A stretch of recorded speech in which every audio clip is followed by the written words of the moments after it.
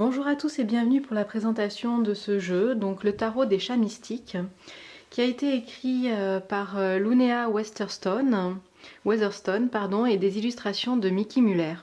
Alors c'est un coffret que vous trouvez au courrier du livre. Là je pointe du doigt l'aspect super positif d'avoir mis justement l'auteur et l'illustrateur sur la boîte. Vous le savez, hein, moi c'est un truc qui me tient à cœur et là je suis super contente de voir ça. Donc c'est une très belle boîte, je vous montre le dos. Voilà. C'est une très belle boîte en carton rigide. Vous avez l'intérieur qui est jaune comme ça, donc vous voyez un carton très épais. J'aime beaucoup l'illustration du dessus. Vous avez un petit livret qui arrive avec le jeu et ensuite vous avez le jeu. Voilà, donc je vais vous pousser la boîte. Au niveau du jeu, les cartes sont souples mais très sympas. Elles sont un petit peu plastifiées, vernis brillant comme ça. Et regardez, elles ont une magnifique tranche dorée. Et le dos est sublime. Voilà.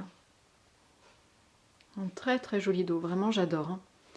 J'adore, donc il est réversible pour ceux qui utilisent les cartes à l'envers. Il n'y a rien à dire hein, sur les cartes, vraiment illustration sans marge, juste un petit liseré là pour mettre les noms. Vraiment très sympa. Donc on regardera les cartes après. Voilà, on va déjà se pencher sur le livre. Un livre qui est très sympa aussi. Par contre, un petit peu dommage parce que c'est un livre qui se décolle. Enfin moi il s'est décollé quand je l'ai ouvert. Alors ne vous fiez pas à mon livre parce que du coup j'ai essayé de le recoller et je me suis un peu foiré le truc. Donc là je suis un petit peu désolée pour ça.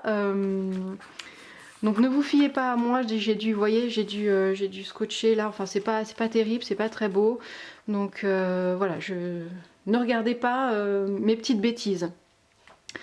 Donc c'est un livre qui est entièrement en couleur. Ça c'est super sympa. Entièrement en couleur. Pour chaque carte, vous avez un petit texte sur la carte, le conseil du chat et justement, si vous utilisez les cartes à l'envers, la façon dont on les utilise à l'envers. Voilà, je vais vous faire un petit zoom. Hop, pour vous montrer ça. Voilà, vous avez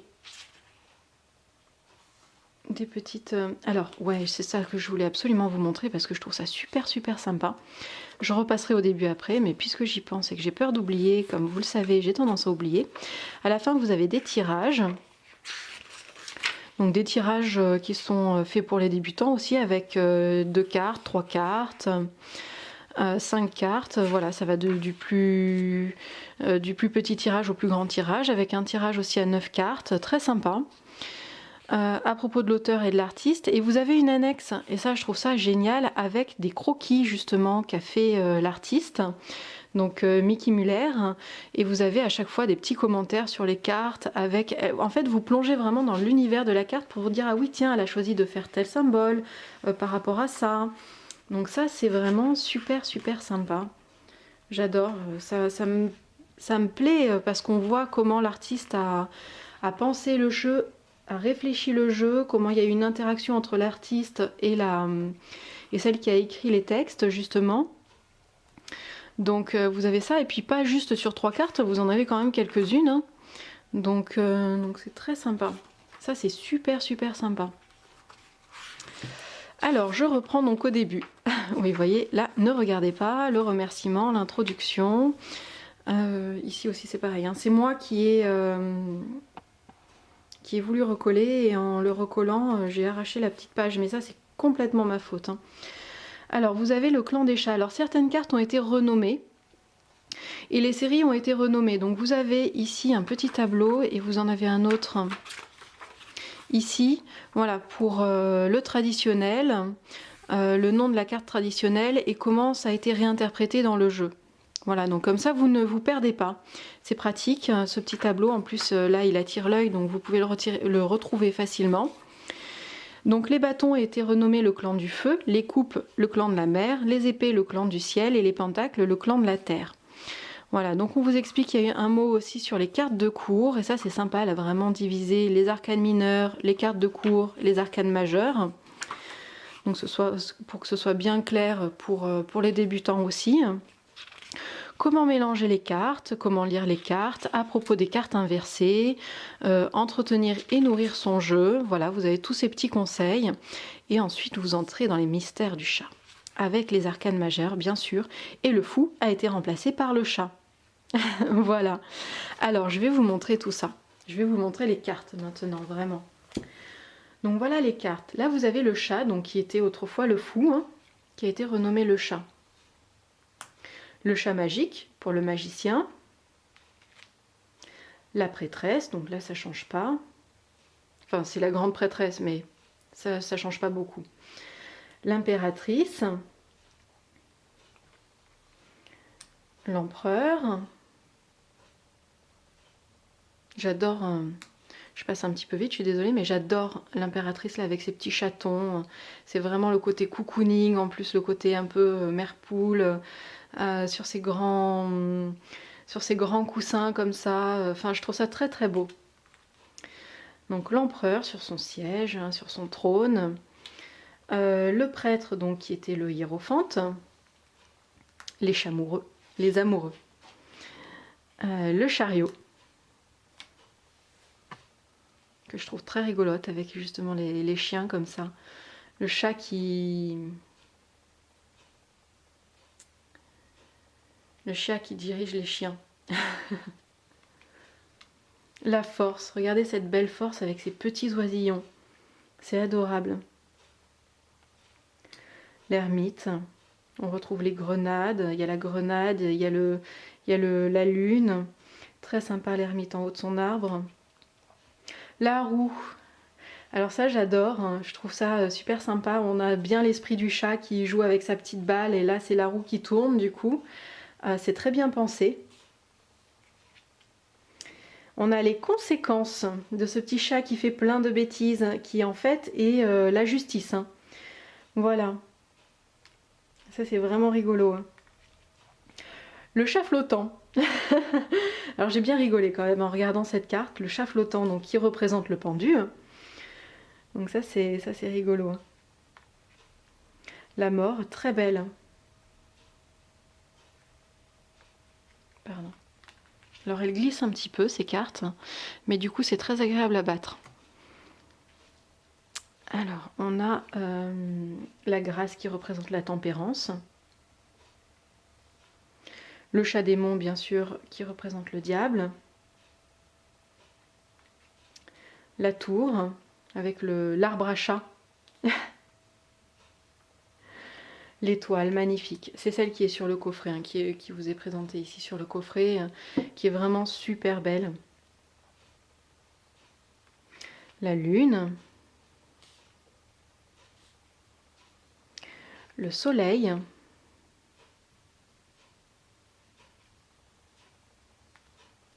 Le gentil chaton qui représente le jugement. Et le monde, avec ce chat qui observe justement le monde à travers sa fenêtre. Après on arrive aux arcanes donc mineures. Vous avez ici donc la série des bâtons avec l'as de feu, donc qui a été renommé le clan du feu. Donc l'as, le 2, le 3, elle est très belle. Le 4, le 5, le 6, le 7, le 8, le 9, le 10, le chaton du feu, donc le valet, le matou du feu qui correspond au cavalier, la reine de feu et le roi. Ils sont très très belles. Hein. Ils sont magnifiques. Et la reine et le roi sont superbes. Alors ensuite on a la série de la mer.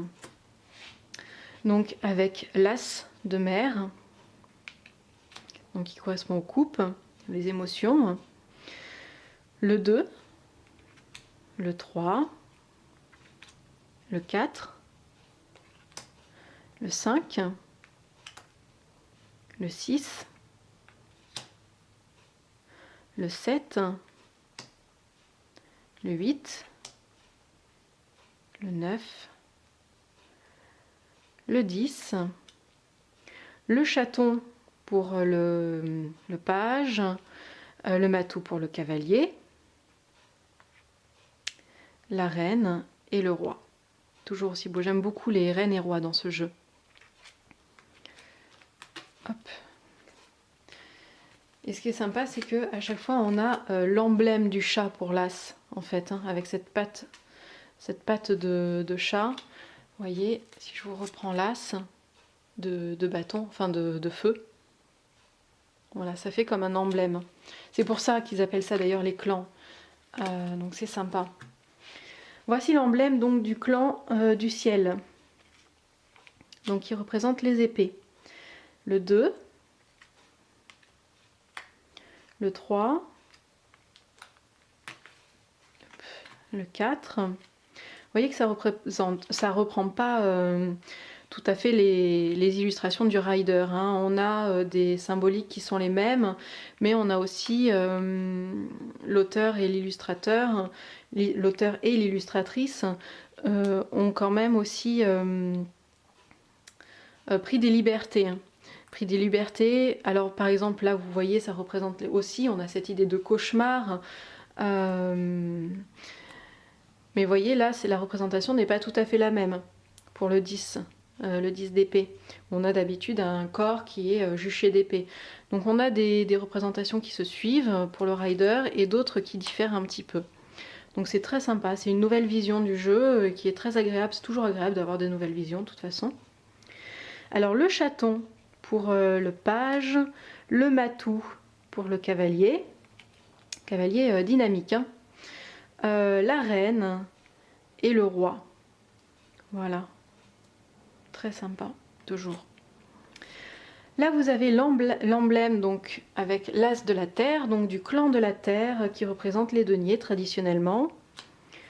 Donc vous avez le 2 de denier, sympa. Alors là on retrouve la notion d'équilibre aussi, hein, avec ces petites pommes sur la tête. Donc le 3, le 4, hein, avec ce côté on amasse aussi, on retrouve ça. On amasse, on garde pour soi. Le 5, l'exclusion un petit peu, c'est très rapide hein, là ce que je vous dis, hein. Je survole vraiment les cartes, mais on retrouve cette notion-là d'exclusion. Le 6, le 7, côté patience aussi avec le 7, le 8, le 9 et le 10. Le petit chaton, donc le page, le matou pour le cavalier, la reine et le roi. Le roi qui est l'illustration de la couverture du livre. Voilà, voilà pour ce jeu très sympa, moi j'aime beaucoup hein, vraiment. Si vous voulez, on va tirer une carte pour voir un petit peu ce que le livre nous dit. Alors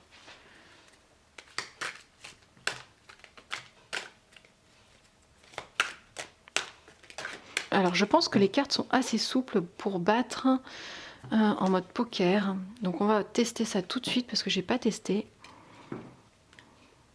Ah super. Regardez ça. Nickel. J'aime bien battre les cartes comme ça, c'est pour ça que ça me fait plaisir de pouvoir le faire. Et certaines cartes sont trop rigides pour le faire, on a peur de les abîmer. Mais là les cartes sont vraiment de bonne qualité et elles reprennent leur forme quand on les plie, vous voyez.